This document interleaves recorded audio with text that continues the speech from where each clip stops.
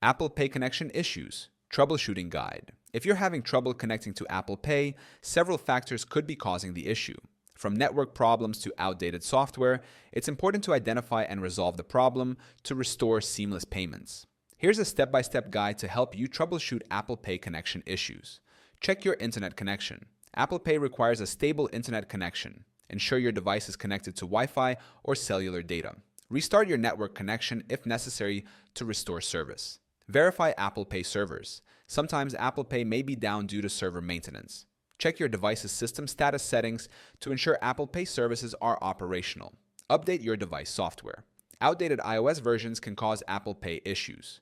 Go to Settings, greater than General, greater than Software Update, and install any available updates to ensure compatibility. Check your wallet and card settings. Make sure your cards are correctly added to the wallet app.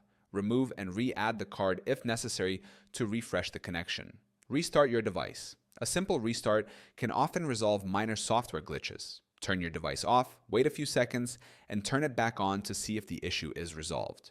Reset network settings. If network issues persist, reset your network settings by going to Settings greater than General greater than Reset network settings. This will clear all saved networks and passwords, but can fix connection problems.